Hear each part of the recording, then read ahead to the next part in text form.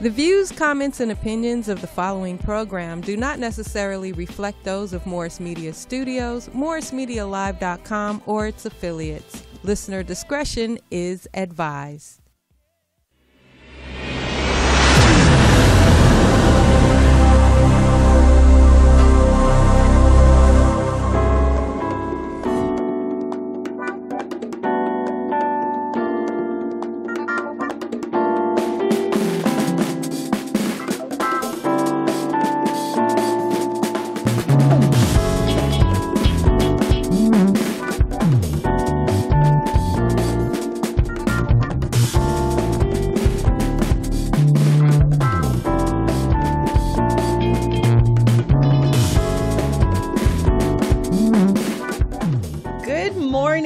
Welcome to our Hidden Treasure Moments podcast.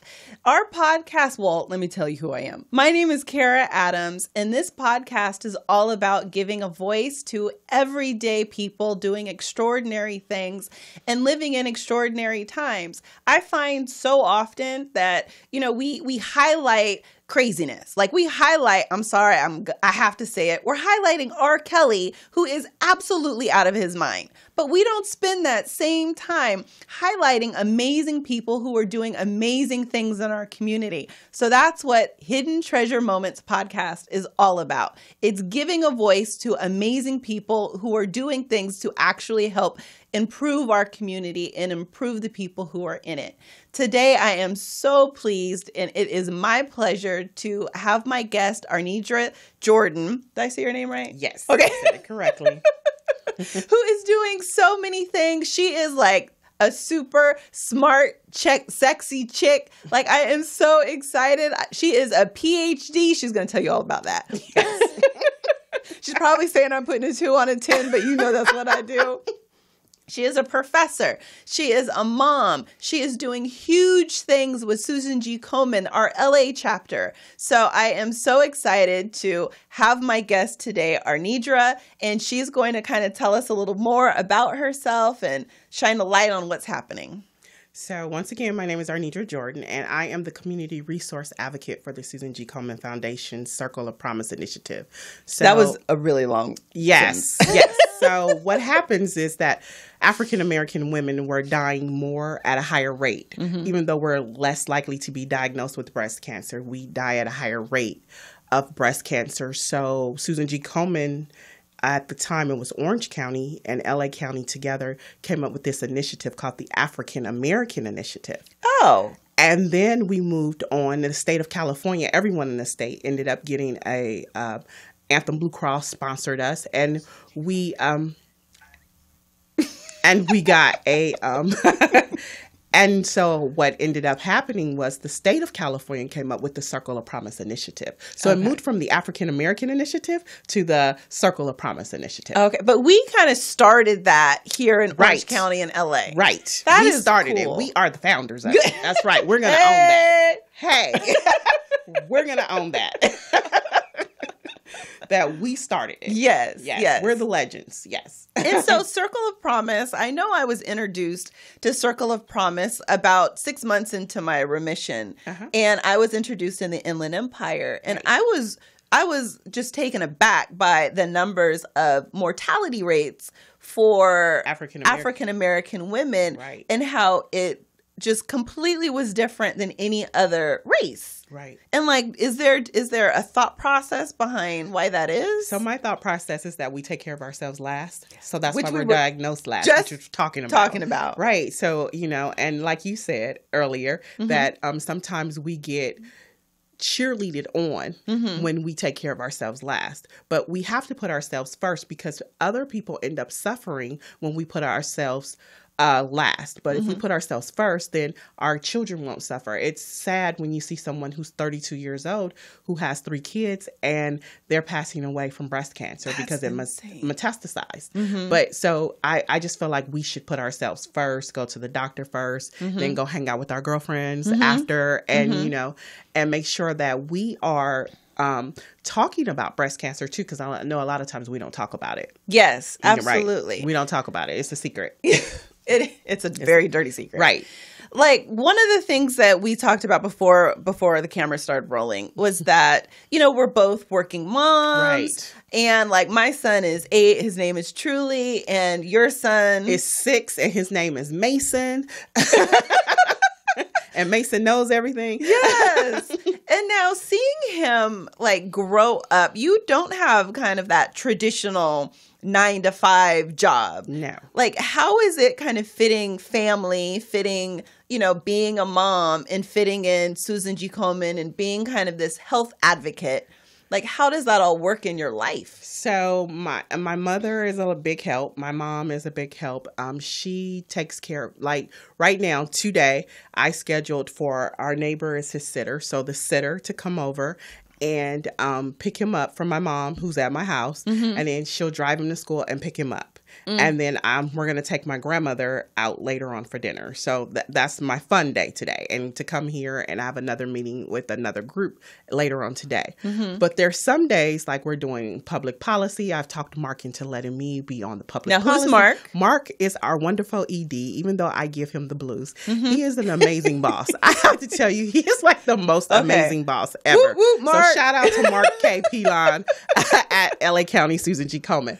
And so I talked him into letting me be on the political policy, it's the public policy advocacy. Mm-hmm. So now I'm doing political policies and this is around breast cancer. And this is all around breast cancer and breast health. Okay. So I'm taking on that responsibility and I'm doing the Susan G Komen Foundation. I also work at West LA and I love my students at West LA and I teach shout out to them. I teach political science. So, but it all intertwines because it's all about community and it's all about changing how we look at our community and the health disparities in our communities. Now, how do you go from political science to breast cancer advocacy? How do those two meet up? So my master's actually is a master's in public administration with an emphasis in nonprofit. So so they intertwine. So working in the public nonprofit sector actually intertwines with government because you're the NGO of the government. What's NGO? Non-governmental organization of the government. And so you help, we're helping the government. We're going to and saying, look, this is the disparities. This is the problem in the community and who to advocate more for than to the government. Right. Now, I wait till the very end of the show to say my thank yous because I forget. Right. So right. It's like get off. Yes. And so when you talked about the people in your circle who've helped you to become a doctor, I know you got 75 pages before it's all done. Before it's all done. So I'm not a doc. I don't have a PhD yet, but it's coming. Yeah, it's coming. I'm speaking it we're into speaking it. existence. Right. Exactly. But that is so important, I think, as a community of women, of empowered women, that we support each other and that we recognize we can lift each other up. I had never realized until I started doing the podcast, until I started getting on a platform, how much I needed other people to support you. To support me. Right. So I want to tell you a couple of people who supported me. So first, the American Business Women's Association. I'm a member of the Diamonds of South Bay chapter. Mm-hmm. I remember when I first became a member of that organization, about 7 to 8 years ago. I always remember now, forget now. I was working part-time for Komen. I wasn't the consultant on the project yet. I was just working 10 hours a week. And I was working full-time at the school district. And I won't say what school district, but I was working at a school district. And these women surrounded me. And I want to say their names. Dee Kirtley. Please. Bryna Dombrowski, Pastor Juanita Matthews, Cecily Harris Walters, and Karen Oliver. And shout out to Alice Pitts for introducing me to them. But they were the women who said, oh, well, you want to be, you want to leave your job. You want to do this. This is how you run a meeting. And Joanne Osby, she would be like, Joanne took me to Sugar Land, Texas, and I went to this conference and I just learned how to become a businesswoman. So fast forward a year later, I resigned from the school district. Wow. And I start consulting as a fellow for Teach for America, and then leave and just consult for Komen full-time, it's part-time, and teach at the college. So, but there was also other women along the way, like my old supervisor, Dr. Leticia Bradley, my old supervisor, Jewel Duty Forbes, who told me that I wasn't going to do something. They were like, no, you're not going to say I should. You're going to say you will, and you will. And that's just that was their mind frame and their mindset. So now I'm just like at this point in my life where I can schedule and take Mason to school and pick him up. Not always, but it's nice to be able. And I have a daughter. She's 23, but she's not paying any attention to me. She's doing what she wants to do. Right. She thinks I don't know anything. Yeah. So, but with him, it's kind of nice to be able to pick him up from school. He gets out of school early. So it's just nice to have those women in your life. Yes. Who push you and want to see what you're doing and want to see you happy and, just making sure that you move to the next level, which I don't know what the next level is for me now. Right. There is one. There is one, but I'm trying to figure out what it is. Yeah. Well, I find that I feel so like, I don't know. I feel like the women in my life, the men in my life, the people who have supported me have just wrapped their arms around me. And I have to shout out, so I don't wait till the end. I have to shout out Gigi and Marcy with Creative Solutions, marketing and printing. They have just, it's crazy. I was looking at that. Isn't I was that like, pretty? I want one of those. I always forget to bring them. I'm going to get you one. I'm going to get you one. Give me one. But they do more than just printing. They do more than just promotional items. We're working on this big banner that goes back. Oh, yes. And poor Marcy, I got to tell you, Marcy, I love you. Thank you so much. She has gone back and forth with me for a week because my art file wasn't big enough. But when you have people who support the JPEG you, oh my goodness, it's a mess. Yes, I know. But when you have people who support you, who will go the extra mile, that don't just see you as a customer, they see you as a partner. That, to me, that is amazing. And so, I'm going to try to do better at working in my supporters and my partners. And I got to say, my outfit is fly, right? I know. And I'm going to get one. Okay. Yes. So Carla from Deluxe Boutique is dressing me now. Ladies and gentlemen, that's too cute. Isn't it right? Cute? Okay. Right. So I want one, Carla. I need to be dressed. Thank you, Carla from Deluxe Boutique. You can find her online. But really, if I'm not joking, really that to me, that support, I was telling my husband Troy, who's also a huge support, that that is what makes me feel like I can do this. Right. It's the people who are the cheerleaders on the sideline. Yes. Right. Who don't need the recognition. They're not trying to compete against you. They are happy for you when you get there. Yes. And then you give them the credit. I'm like, well, and people always say to me, I love how you give the American Business Women's Association the credit. I said, but they worked with me. They worked with me after work. They worked with me before work. They worked with me on weekends. So, it's amazing to have those kind of women around you in your life. I must say, Jordan, you can't see him, but he's right there behind me. One of these days he's going to come back here. Answering all my questions. He is our marketing person extraordinaire. Right. Answering all my questions. I'm like, so what do you do? So why is this?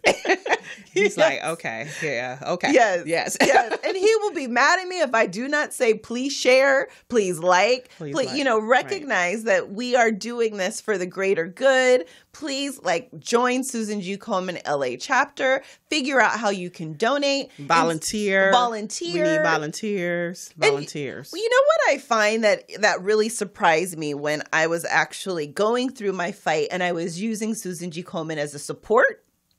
Because they provide so many resources in the community, is that a lot of the volunteers, they weren't breast cancer survivors. No, we recruit. We need anyone who has a heart, who's willing to give and who's willing to hold someone's hand and listen. So you don't have to be a breast cancer survivor. I'm not a breast cancer survivor. You don't have to be a breast cancer survivor to want to advocate for women, because we're not just advocating for breast cancer. We're advocating for women, and we're advocating for women's health. Because if your mom is missing from the picture, your family's going to fall apart. Yes. So, or if your sister's missing, whoever, your aunt, your grandmother. So we're advocating for women. So it's important that people jump on board and come with us to the Susan G Komen Foundation and volunteer and just advocate for women as a whole. Yes. And when we come back, we're going to take a quick break. But when we come back, I want to talk a little bit about the More Than Pink Walk. Right. And I want to talk about, like, it's transitioned from it used to be a race to a walk. To a walk, and what that means and how people can participate, if they can still sign up and register. I want to talk about that. But I also want to talk about breast cancer within men. Okay. And in that community, and like, what do they look for? What are their survival rates? Kind of get an idea that it is a woman's issue, but we're also finding more men who are having to live with it and are survivors. I'll talk about one of our breast cancer men. Perfect. Who's wonderful. Yes. All right. We will be right back. Hello, my name is Kara Adams. I'm the author of Hidden Treasure. I'm a speaker. I'm an entrepreneur. I'm a cancer survivor. And what I want to do is invite you to my one-day VIP gym retreat. It's at the beautiful Mission Inn. The retreat will be on May 11th. It is from 8 a.m. until 5 p.m. The retreat is for anyone who puts themselves last, because you're putting your family first, you're putting your career first. And what we want to do is to put you first for once. So if you are looking for a day of pampering and to just be treated like the king or queen that you are, please feel free to come and to join us. Find out how to sign up for it if you go to my website, which is www.karaadams.com, and I hope to see you there.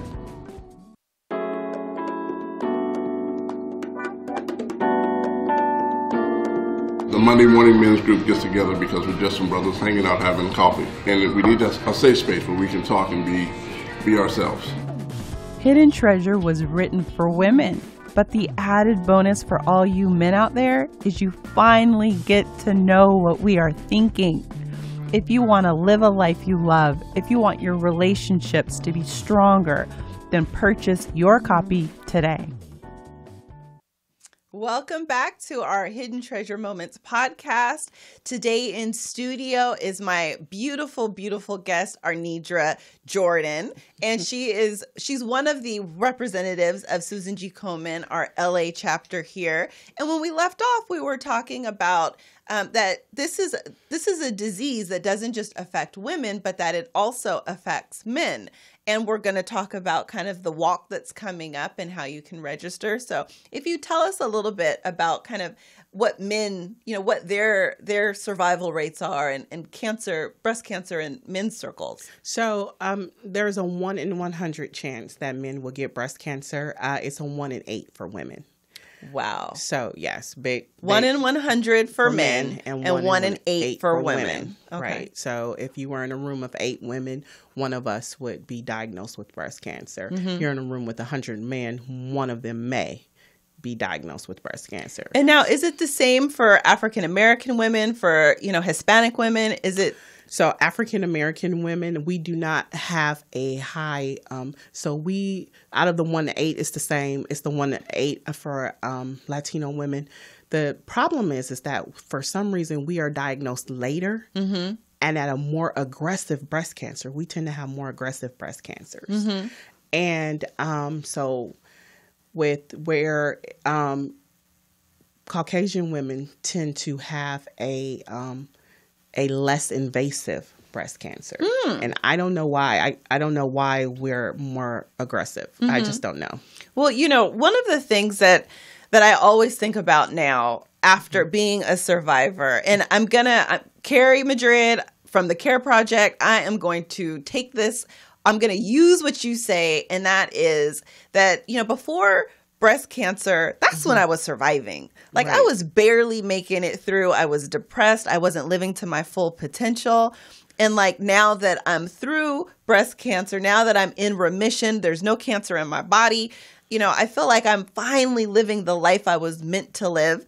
And I wonder with women, because we are put on a pedestal when we give everything, when we give everything to someone else, to everybody else, when we put ourselves last, when we're doing that. But, what is that saying to our young girls? What is that saying to our young boys when mommy is eating last and when mommy, is... Or we're just eating whatever because we're so tired. Yeah, like I would eat whatever Truly didn't eat because I was like, oh my God. I'm so tired. So this bag of vinegar chips looks so great. Okay, I just got to go to bed.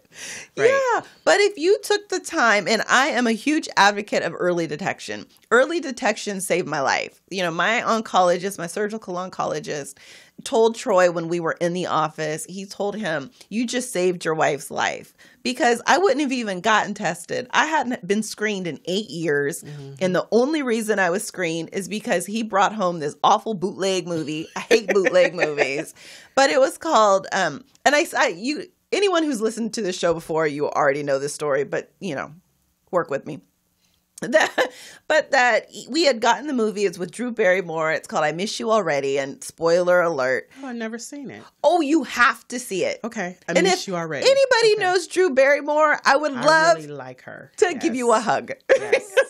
Yes. Between you and my husband, that saved my life. Okay. But I watched the movie. We watched it, together, and I'm crying through the whole thing. Okay. And then by the end, I was like, the best friend dies of breast cancer and leaves behind 2 young children and her husband. And we watched it on Saturday, and Monday I was making an appointment to get a mammogram. Okay. And my cancer had grown so fast that by the time I had come in, was actually diagnosed, Troy and I were going on our on an anniversary trip to Hawaii, and I'm like, can I please still go? And they're like, yes, you're going to need something to remember that's happy. And so, and so we went, and by the time I had gotten back, it had already doubled in size. It had grown out. Aggressive. Very aggressive, had grown out of the borders or, from the surgery. And so, our doctor was like, your husband just saved your life. And so if I wouldn't have watched that movie, if I wouldn't have finally had something click in my head to go, like early detection, because I was detected in stage 1, type 2, I had a 95% survival rate. Right. But that's not, everybody doesn't have that when not everybody's story. No. And it doesn't always, there was no lump. There was nothing I could have felt. It was super, Black women, we have very dense breasts. And so, I wouldn't have caught it. But you also had access to healthcare too. Yes. Talk about that. So sometimes women don't have access to healthcare, or they don't have great healthcare. Mm-hmm. And when I say by great healthcare, providers have to want to take care of their patients. Mm-hmm. So sometimes, and this is not every provider. I have great providers, but when we listen to some women's stories, they say, the doctor said, oh, it's just your hormones. Mm-hmm. Oh, the doctor just said, oh, it's not really anything. Oh, we'll just watch it. Someone told me that the doctor said that they had a lump, but the doctor said, we'll just watch it. Mm-hmm. So sometimes we don't have access to great health care.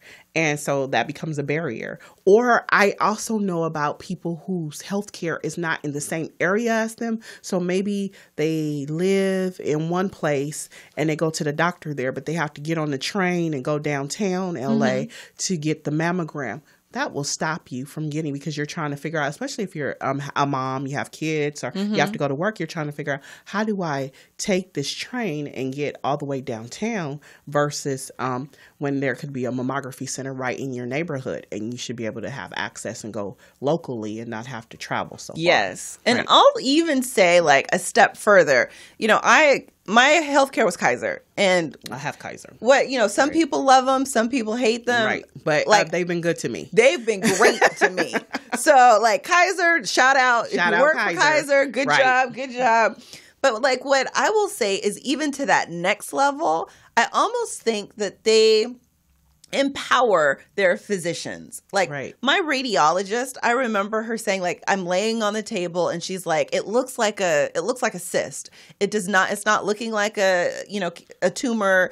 It doesn't look like something that would present itself as cancer. She was like, I am 99.9% sure this is not cancer. And I'm probably going to get in trouble, if I have you do the biopsy. But, just something in me is saying, let's do it. And she was like, if you don't mind.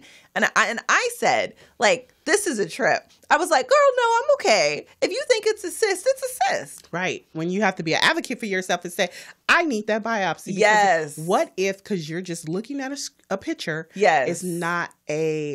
It's not what was it that you said it was? It was a cyst. Yes. It's not a cyst. It is cancer. What if? I always go with the what if. So what if, and then what if you weren't in this picture? Yes. Talk to me today. Yeah. See, right. God wanted me here. Yes.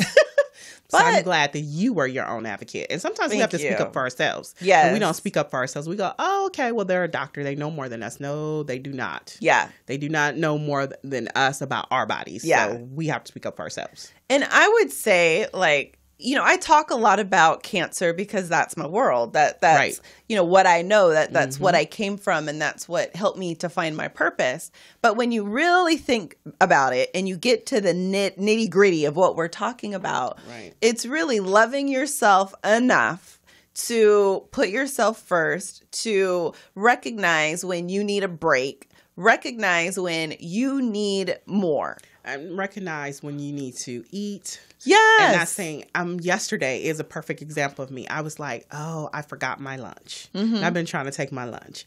And I said, oh, I forgot my lunch. And I said, oh, well, I'm going to leave campus at 3. I'll just wait till 3 o'clock to eat.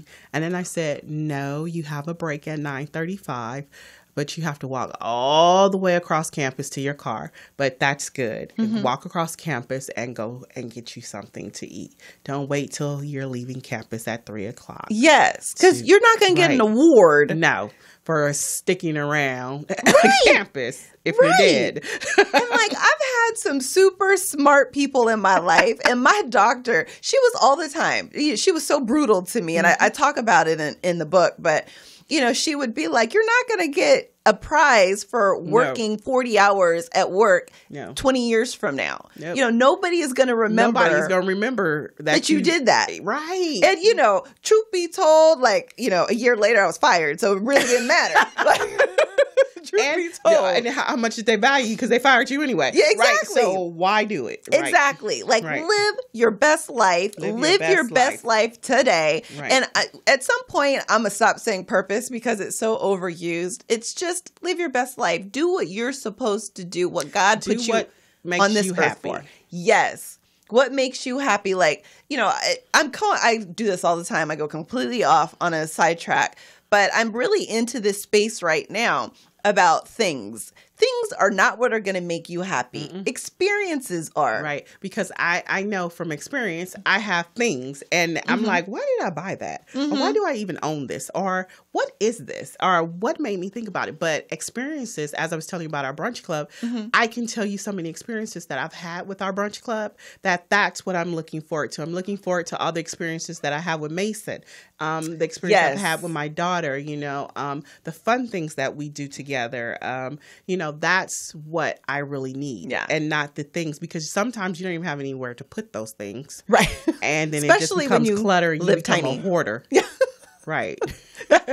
that don't really work out. Right. Yeah. But yeah, I completely agree. And so if we go into a little bit, like when you think about experiences, and like, I think that's a great transition into the More Than Pink walk that's happening. Like, you know, that's an experience. It is. And like, okay, what I love about Susan G Komen walks, because I do a few, like I do the Murrieta one with Susan G Komen Inland Empire, and then I'm doing the one at the Dodger Stadium on Saturday. And at 6 o'clock in the morning. Yes. But what I love is that it is such a positive environment. Right. And like, men are there. Like, my favorite thing is to spot the men and what they're wearing. Pets. Oh, yeah. Pets. Yeah, pets and tutus. Right, tutus and women who are breast cancer survivors, women who are not breast cancer survivors, people from all different types of walks of life. It's just a wonderful experience. It's just a wonderful experience for everyone. Tell us, because I don't think everyone understands, and this, I didn't understand it at all, that each Susan G Komen, each affiliate raises money for their community. Right. So at LA County, it's, you know, we have 6 staff members and me as the consultant, and we have to raise the money for the entire county. So we're LA County, and LA County is huge. So each individual affiliate raises the money for their county to put the services that our county may need. And each county is different. We all need different things. In LA County, a lot of people call us that they need to pay their rent because the co-payments are too high. And so you help with I don't so know we what find I know. resources for you to got pay. it. Yes. Got it. But our people say, I need help with a diagnostic mammogram. I got my screening mammogram and now I need a diagnostic mammogram. We help with that kind of. So tell me, anybody who's listening who wants to be a partner of Susan G. Komen, the LA County, and they have resources, like how do they hook up with you? So they can call the office, and anyone in the office can help them. The number to the office is 310-575-3011. If they want to speak one more time, 310-575-3011. Okay. If they want to speak to me specifically, they can punch in 210. Okay. But anyone in the office can help them. The office staff is amazing and they're very talented and they know what to do. Or they can go on our website. Maybe they want to review it because they don't believe us. Prior to, they can go on our website, www.lacountykomen.org. Yes. And now, I remember, I don't know how long ago this was, where Susan G. Komen, had a little bit of a black eye because people didn't think that the funds were were being allocated appropriately. But that's not the case. That's not the case. If you watch, we have a couple initiatives. It's the metastatic. We put a lot of money into metastatic breast cancer. And for those of you who don't understand what metastatic breast cancer is, metastatic breast cancer means that your breast cancer has spread from your breast to another part of your body. That's metastatic breast cancer. We put on a metastatic breast cancer conference. We have our Circle of Promise, which is the African American Initiative. We have the You Need Us program. We have our Pink Tie Guys, which is the men in our lives who are co-survivors, because we forget about the co-survivors sometimes. We forget about the caregivers that had to take care of the women while they go through breast cancer. And I just recently heard a stat that the caregivers burn out, are dying before the people they're caring for. Right, because you're burnt out. So now you're taking care of someone ill. You might be paying all the bills. You now have to take care of all the children. And, running people back and forth to the doctor is not an easy task.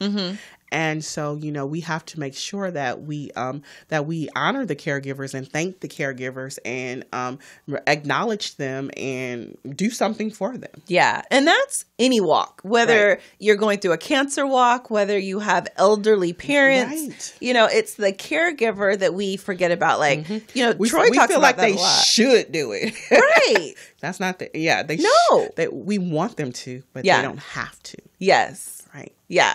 And so that's really good. And then you have in LA, I think you have a male spokesman. Yes, his name is Kenneth Todd Nelson. He is a millennial with breast cancer. And so do you know what age he was diagnosed? I do, but it fails me right now. I want to say 35, 36, but we have to ask him. We have to get him on the show. Yes. Kevin Todd Nelson. Yes. Kevin Todd Nelson. Yes. Calling Kevin Todd Nelson. You're next. Yes, but he's awesome. What I love about him is that he shares his story and he's not afraid to share his story. Because I know some people who do not share their story and, they have men breast and cancer. women. Men and women. Yeah. Or some people who say, we have sworn you. They go over there and want to cut the pinky and pinky swear and swear me to secrecy. But the thing about him is he's sharing his story because he knows that's his platform to help others, because you're saving lives when you share your story. Yeah. You're saving someone's life. Someone's listening, even though they might not even talk back or acknowledge or say that, but you're saving someone's life when you're sharing your story. Yeah. And even with the Hidden Treasure Moments podcast, sometimes I feel oh my God, nobody's gonna want to hear about this all the time. I'm just talking to myself.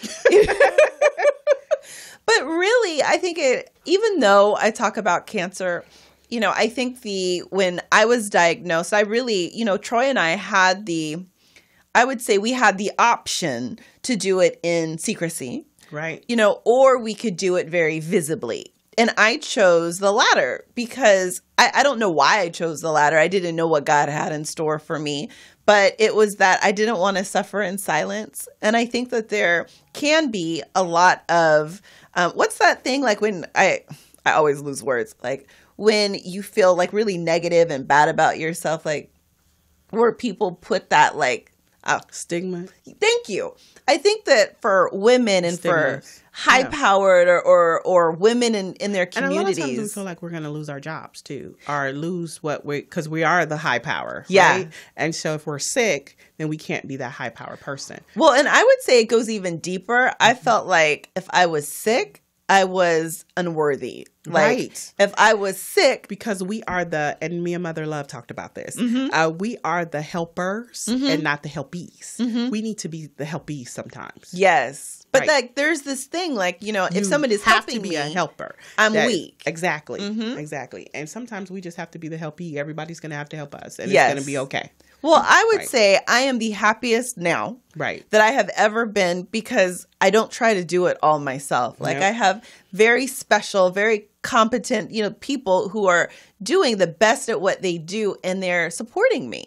And to see that, I would say it doesn't even like I can't even express how much that means to my heart to see these people who believe in the cause and in the mission and in the movement, because Hidden Treasure is a movement. Like it's the ideal that's what we are, that we're these hidden treasures, and that the moments in our lives that should have taken us out, we should actually use them to lift us up and to see that And that to was a share treasure. the story with someone else. Yes. Right. So they can see that they can do it. They can see that you can have a child who is 6 years old and go through cancer with you, and he can help and he can feel empowered by your struggle. And so, I say that all to say that no matter what you're dealing with, no matter what's going on in your life, that once you bring other people in and once you bring it to light, it really allows other people to support you, and it allows other people to witness where you've made it from and what the direction you're going to in your life. And so, and it gives somebody else hope. yes, You want to give people hope. yes, Right. because there's too much out there, too much negativity. craziness. Like, Right. I'm sorry. I was seeing my girl. I was doing my hair yesterday, Kente, and she had on the show R. Kelly losing his damn mind. So I didn't see it, but I heard about it. And everyone keeps telling me, you didn't watch it? I said, no, I don't watch, by the time I'm like so tired. But they were like, you need to see that show. And I said, but why do we keep putting our energy into that? Yes. We should not put our energy into that. It just made me like, oh my goodness, like, if I could get someone positive to Right. talk about how, they're bringing kids up and they're helping kids to become, Not where somebody standing over you yelling at you. And how do you go to a show and yell at somebody? girl, I wish I could have been in the room with Oprah and Gail talking about his crazy ass. Like, that don't make no sense. I'm just saying, Right. but yes. But I saw it on Yahoo. Okay. Woo-saw, I'm done with it. Won't say any more about it. But that's negative energy. We want to bring in positive energy. Thank you. Yes, you. we want to bring in positive things. And that's what we do at Komen. We bring the positive part of breast cancer. Yes. Right. Yes. Because I will say that, having that group, having that support system has really, given me it. I've been able to see other women survive and thrive and be so much more in the present than maybe they were before. And it's funny that you said that, because I always think about, I know someone who told me that they had breast cancer. They didn't want me to tell anyone. And I said, well, are you going on chemo? And they said, yeah. I said, so I believe your hair is going to fall out. I didn't tell them it would. I said, I believe your hair is going to fall out. Most times. And they said, yeah, and I have to have a mastectomy. And I said, okay, so you're telling me that you want me to keep this a secret, and you're going to come in here with one breast and no hair. And you think I'm the person that's going to tell it. And they were good. Right. And so she was like, well, It's they not said funny, they're going but to do it's funny. exactly. She said they're going to do automatic reconstruction surgery right then and there. And I said, yes, but what if they can't? Yeah. And so she said, well, they'll give me something to feel. And I said, okay. Yeah. All right. Yeah. All right. So later on, the same person said, you know what? I'm going to have to say something because my hair is falling out. And people keep saying, well, do you have alopecia? What is? And I said, you should have said something from the get-go. Yeah. Because you need to prepare people for that. Yes. Yeah. And I said, it's on your own terms. You don't have to talk about it. It's your body. But you should want to prepare your loved ones for it. Yes. You should want to prepare yourself, even because you talking about it helps you heal from it. But yeah, it was really funny to me because I was like, so you mean to tell me? I was like, okay. Nobody put it like that. Right. We keep it secret. But I think people will know. But Yeah. I'm not. It's not for me to say. Yes. It's not for me to say. But, you what you're keep this a comfortable secret. with. Right. Right. And I think they'll figure it out. Yes. And so, eventually, if you're sick and coming to work sick, people are going to figure it out. They're going to figure out something's wrong with you. They might not know it's breast cancer, but they know something's wrong with you. Yes. So, And you just have share it. protection, Right. once you go into HR and once you let them know Yes. that you have cancer. And also, you have to think about you may need those same people to help you. Yes. So people will become kinder to you Yeah. when they find out you're ill. They will become kinder to you. So that person will say, because she worked in customer service, let me take that call for you. You sit down and rest because you've been up for 2 hours. And I said, 9 times out of 10, you're going to find out that people are kinder than what you think they are. Yes. And she told me, she said that her job was really supportive. And then she found out that the boss's mom had died from breast cancer. So he was super supportive to her. And she said, but if you hadn't have told me and painted this picture of me going in with no hair and one breast and people going, oh, we already know what you have. She said, I probably would have just sat in silence. And Yes. she said it helped her heal better too. And then they gave her like an anniversary party on her year anniversary. Yeah. So it worked, but I don't, and to each his own. If you want to keep it a secret, you keep it a secret. But sharing it helps you heal. And I would say, it's one of those things, I think cancer is very worn. It's scary. It's very scary, and you kind of wear it outwardly. Right. Because it's very external, because your hair falls out, your eyebrows fall out, you just look different. And I will say that, I had a lot of body image issues, not just going through it, but once I had finished. The surgeries. Right. I had scars and have scars everywhere. And it's funny, I don't think I've ever said this before, but I wasn't, I had a double mastectomy. And when you have a double mastectomy, in my case, they removed both my nipples. And so, but I had these, okay, I'm going to be graphic. I had these lines that went across. And so when I looked at myself in the mirror, I felt like I looked like an alien. You know how they have the big head and then they have the slanted eyes. And I was like, okay, well, this could be my new normal. And I told Troy, babe, I'm not going to get nipples. I'm sick of surgeries. I'm sick of being sick. And he was like, okay. And then maybe a day later, if that, we sit down and he says, babe, would you mind getting nipples? That's a crazy conversation to have with someone, right? But for your husband to have to say it. And that's truly how he feels, in order for him to be able to see me as the well Kara, not the sick Kara anymore. Right. And I really took that in, and I thought, oh my goodness, it was another reminder that I wasn't doing this by myself. I wasn't doing it alone. And so I said, okay, babe, I'll go and I'll get nipples. And so I don't have tattoos anywhere on my body, but I got 2 nipple tattoos, and it's the best thing I could have done. And what's really crazy is my personality, I do things kind of on the spur of the moment. I feel So you just woke up one morning and was like, I'm going to do it. Girl. Okay, so I'm going to tell my nipple story, because I don't think I've told it before. So with work, I think it was the second or third trip that I had, and I was actually going to Austin, Texas. And, Troy and I had talked about it. He travels. He's a racing coach. And so he was out of town, and my parents had my son or something. And so I go to Austin, and I see this girl at the front desk of the hotel that I'm staying at, cute little blonde girl, skinny, long blonde hair. And she has a tattoo of a cross on her wrist. Or somewhere. I think it was on her wrist, if I remember right. And I remember asking her, oh, I love your tattoo. I love how intricate it is. I need nipple tattoos. Do you have someone who you could refer me to? And she was like, yes, I'll be right back. craziest thing ever for me to ask of like. And she actually had somebody. She went, right. Yes, came back, Wow. gave me the number to a nipple tattoo artist in a state that I don't live in. And so she was like, call him. I know he does this. I just don't know if he has the time because, you know, when you're at a work conference, it's like 3 days. And so I was like, okay. And so I email him and he can't do it, but he's like, I know somebody else who can.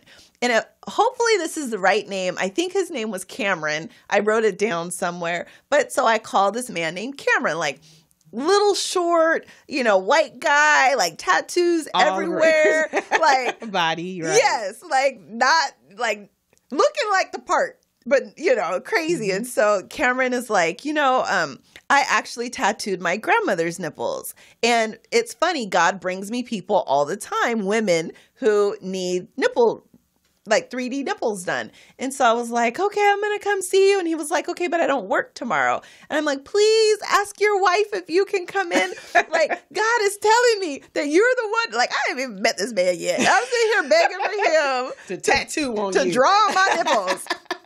So I'm like, please. And he's like, okay. So I come in and like told like the shop is totally open.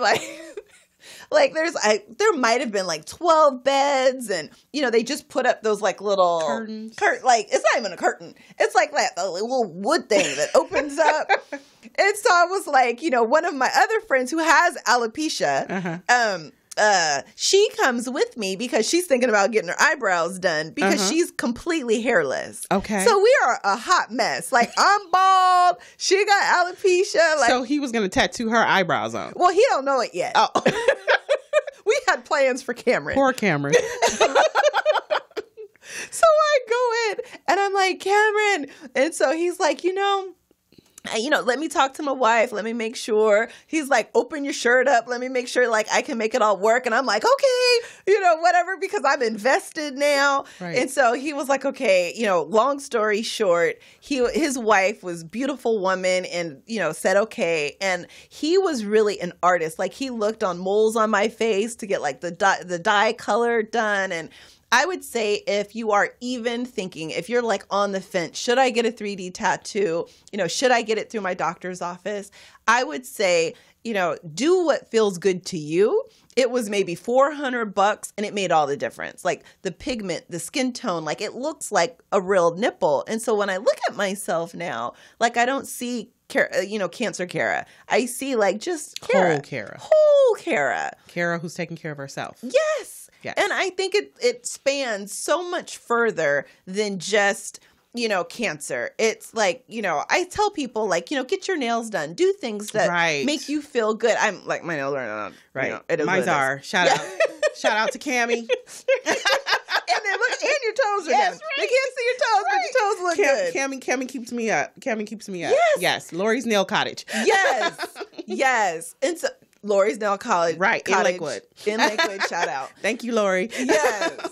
But what I will say is that it is so important to accept your body for what it is and how you feel and what you look like today. Like I'm always trying to lose a few pounds because, you know, I got this tight girdle on right now. I could barely breathe. Yeah. But, you know, at the end of the day, you know, I'm so much more accepting of myself. Like I recognize like there's things I shouldn't do. Like, you know, I didn't go on. So don't eat the vinegar chips at 7:00 in the morning is what my friend who's the health fanatic tells me, Carmen. Oh my God. But you know what's the best. Right. Is baked hot Cheetos. You know, I've never had hot Cheetos. I don't like hot food. You know, I probably over the last year, like now I love hot food. Okay. I ordered all the time. I love hot Cheetos and it's like my nemesis. Hot Cheetos and ice cream. Okay. Yeah. And so, but like I went off of tamoxifen because tamoxifen was making me insane. Okay. And like at some point you just gotta make decisions for yourself on how to live your best life. And me on tamoxifen was not it. But, you know, when I just lost what the heck I was talking about. But anyways, I'll talk about something else.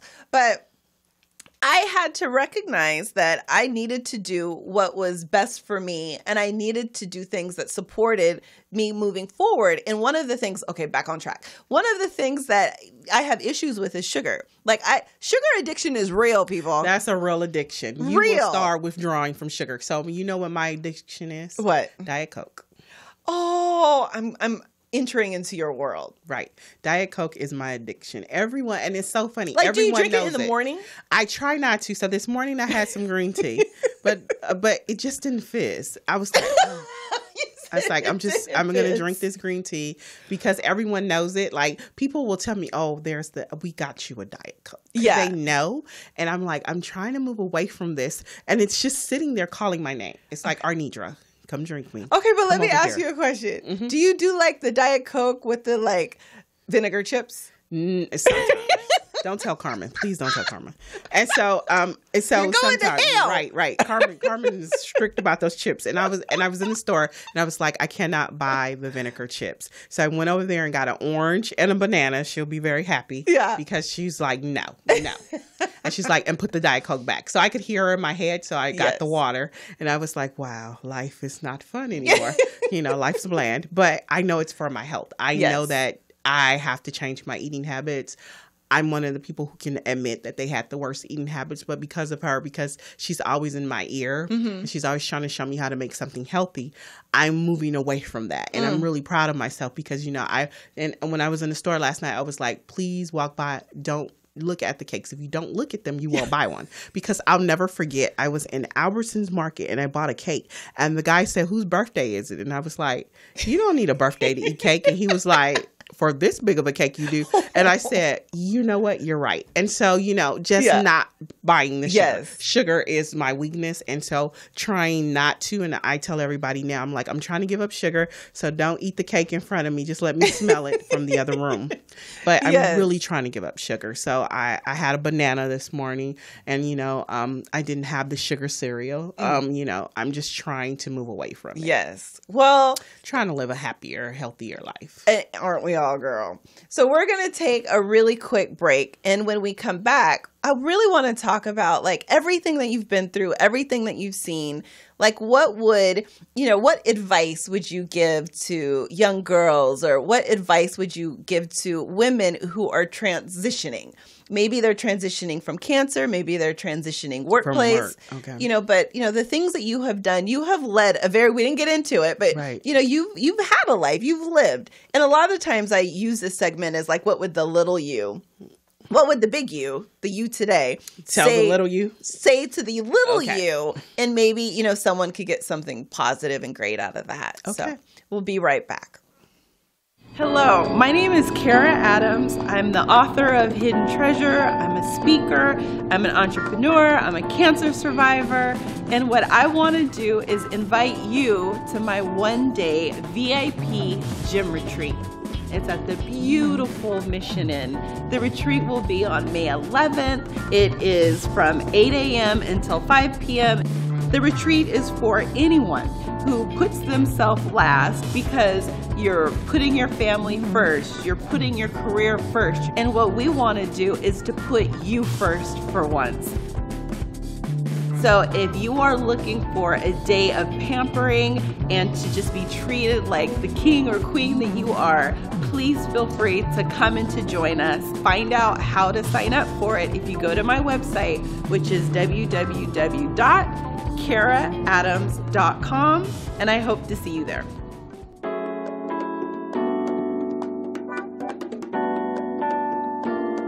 The Monday morning men's group gets together because we're just some brothers hanging out having coffee. And we need a safe space where we can talk and be ourselves. Hidden Treasure was written for women, but the added bonus for all you men out there is you finally get to know what we are thinking. If you want to live a life you love, if you want your relationships to be stronger, then purchase your copy today. We are here at Hidden Treasure Moments podcast. My beautiful guest today is Arnedra. Yes. I did so good all morning. Jordan. And she is one of the health consultants. Is that the right term? That's fine. Yes. Okay. With Susan G Komen, our LA County chapter. And she is here, like, we're talking about cancer, but we're also just talking about life. And so when we left off talking about what would the big you, the you today, say to the little you to kind of help you navigate through life how you have. That it will all work out. and it will work out on your terms. So, things happen to you for a reason. And you're supposed to go where you go. And sometimes we think like, I'm supposed to be president of the United States right now. Well, that wasn't your path. Even though you may want that path, that's not your path, but it'll all work out. So you have to just be consistent with what you want, and you cannot listen to the naysayers. So there are so many naysayers, the people who say no, and people say no for various reasons. They say no because they really think. I'll give you the prime example. I decided to leave the school district. That was it. I had it. I was leaving. And my friend, she's a very good friend to me. She said, "You can't leave. What are you going to do?" And I said, "Well, all work out." And my supervisor, Dr. Bradley at the time, was like, "Yeah, you will leave. You will do this." And you'll be hungry enough to get out there and do it. Yes. So that's what I did. And I'm looking 6 years later. I'm not looking back. I don't want to go back. I still have the same friends there. So if they want to meet with me, they meet with me after work. While y'all at work full time, I'll sleep in. Yeah. And y'all meet with me after work. And I love them. And we actually have a meeting on the 14th where we're going to enjoy each other's company. But that's the thing, to make sure that you just follow your path. And even when people tell you, oh, you shouldn't do that, or you should go here, you should go there, follow it. And even if you fall down, like Lady Gaga said, you just get back up. It's not how many times you fall down, it's how many times you get back up. So you just have to keep moving forward. And, and everything's not going to work out the way you want it to. Everything's not going to happen when you want it to. Right. But it will all fall into place. It'll happen the way it should. Right. And then it will happen the way it should. And you just keep moving forward. And when there's the naysayers, you say thank you. Yeah. I always tell people thank you. And I move on. And some of the naysayers, you have to just stop being their friends. There's people I've had to block on Facebook. Okay. And I didn't block you. Right. I didn't block you because I block you for you. I blocked you for me. I don't need to know what you're doing, and you don't need to know what I'm doing. Yeah. So that's why I blocked you. It's not because I'm being mean. It's not because, it's just that we don't need to know what each other's doing. It's just, we need to move on. And, and sometimes, and you don't have to answer the phone. I'm learning not to answer the phone after 8. Oh. Yeah, because I answer the phone. It'd be like 12 o'clock. I'd be like, hello. So I'm not answering the phone at 8, and I'm trying not to, even though I'm famous for calling people at 6 o'clock and 5 o'clock in the morning, I'm trying not to call people or accept calls before 6:30 in the morning. Yeah, so you can kind of have some time for myself, some time for Mason, some time for Anastasia, and just kind of get myself together in the mornings. Yes. Right. And I would say mine would be ask for what you want. Right. If you want to ask for it. People say no. Right. Big deal. Right. Move on. Exactly. Go ask somebody else who will give it to you. Eventually, right. Somebody will say yes. Right. And I think that a lot of the times, like for me asking for not sponsorship so much, but for people to believe in my vision, right, has been really, really eye-opening because, my self-worth was all wrapped around what I could do. Who believes in me? Well, it was wrapped around in what I could do for other people. Right. And who believes in you? Yes. Right. And when people, and I always tell people, you have to answer that question. You have to know the people's names, and you have to say their names. Who believes in you? Who's going to push you to that next level? Right. Absolutely. And one of the things that I have done, and that everyone knows, I have my book Hidden Treasure, and initially I thought, oh, this book is for women, it's for us to lock arms and not recognize that we are a community and we're a group, and that together we're stronger. And what I didn't recognize until you saw the commercial, until I was in a men's group, my husband let me infiltrate once, is that men need that same encouragement. Right. They need to know that it will all be okay. And that, if you never tell them truly how you feel, if you're never truly honest because you keep all of that internal dialogue inside you, there's no way for you to ever grow. It's no way for you to ever come together and be united as one. And that is what I found out in my book, what men were getting. And so I'm going to do the ask. You can go on Amazon and buy my book. You can go on Kindle. Buy it today. Please buy it today. You can go to my website, which is karaadams.com. But, to support the book, my goal, ultimately, whether you buy it and pass it out, my goal is that it is in 1 million hands. And that is, however that is, I don't care if you share it. I don't care if you download it. I don't care what you do with it. The whole point of it is that it's to build our self-esteem. It's to build us as a community. It's to let women know that if you put yourself first, you will be better for everybody else. Right. And so, I say that all to say that it was really tough, and it has been tough for me to ask for help, to ask for people to go online and support what I'm doing. And so that's what I'm doing today. Go online, support me. You can find me, on KaraAdams.com. You can find it on Amazon. It's wherever you're looking, it is. So please do that. And I kind of want to wrap up with a little bit more about the pink, more than pink walk. And if you could just tell people like where to go, when's the last opportunity for them to register? We are registering day of. Okay. You can come. It's $30. Where is it? It's a donation of $30. It's at the LA Dodger Stadium. Go Dodgers. Go Dodgers. You can come. We will be there at 5:30 in the morning. You can come and help if you want to help. This is my first year that I'm going to be on stage, so this is going to be interesting. I'm usually in our Circle of Promise tent, but I'm transitioning from tent to stage. So this is going to be really interesting for me. And if you can't make the walk on Saturday because you have other plans, they won't be better plans, but other plans, then join us at the Susan G Komen office, or join us for a few of our other events we have. We have a Worship in Pink in August. It was August 10th, where we bring together churches to talk about breast cancer and how they can be ambassadors. And can they do that other than October? Yes, please do. Please do. Please don't. Breast cancer is not in October. Please do not just wear me out in October and I'm twiddling my thumbs and fingers in December, besides all the Christmas parties that everyone invites me to. Yeah. We also have our Henrietta Lacks Day. We honor Henrietta Lacks August 1st. We have a birthday party for her. We are in the process. Which is who? Henrietta Lacks. Henrietta Lacks is HeLa cells. So anytime you get a vaccine, anytime that you went to the doctor and got some kind of medication, you have Henrietta Lacks cells in you. She was an African-American woman who died from ovarian cancer. And we honor her every year for her contributions to cancer and the research field. Buy her book, and you can find out a little more about her, or watch her movie. Did Oprah produce that? Yes, The Immortal Life of Henrietta Lacks. What's up, Oprah? Yes, hi, Oprah. Hi, Oprah. We want to be like you. So we can do that. You can do that, or you can. There's some other things that we have. If you contact the office, you can look and see there's other things that's in the making, but they're for everyone. Don't feel like, I'm not African American, I can't come. They are for everyone. We are in the process of space of healing women and bringing women together. So everyone is welcome. We are equal opportunity affiliate. Everyone's welcome to anything we do. And your thank yous. So my thank yous go to Mark for letting me act up. Hi, Mark. No, my thank yous go to Mark for always being a very supportive boss to the LA County affiliate. And I just want to give a shout out to my sorority. Oh, please. Are you going to Zeta? Are you going to go to Zeta Phi Beta?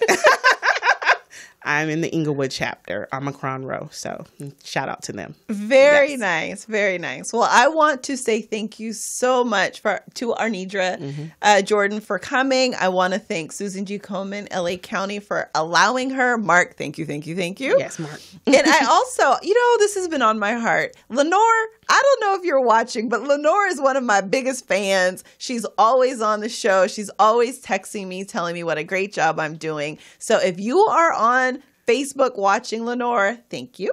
Yes. And thank you to you for having me here and for allowing me to come in and do this. Yes, absolutely. Thank you. It brings joy to my heart. I want to thank my husband, Troy Adams, who is the wind beneath my wings all the time. I want to thank Jordan, who I never think, who's down there somewhere. One day you'll see his face. He's doing all our social media. I have to thank the poetess and Felicia Moore, or the Morris Media Studios, which I just jacked that all up. But, being for being able behind the scenes. Yes, for being Right. behind the scenes, for putting it all together. Sometimes you don't recognize what your dream is, what your purpose is, to the extent until you kind of come into contact with amazing people. And Felicia is one of those people. I want to thank my my advertisers. I want to thank my sponsors. You know, one of my newest ones is Carla with Deluxe Boutique, and she is outfitting me today. And I'm just so thankful to everyone. I'm thankful to, again, Marcy, and to Gigi with Creative Solutions, marketing and printing. And also my hair, because she did me a fly Kente. Thank you with Kente. I think it's Kente Designs. You'll see her on Instagram. So thank you. We will be here every week on Thursdays at 10:30 live. So please check us out, like us, and subscribe. Bye. Bye.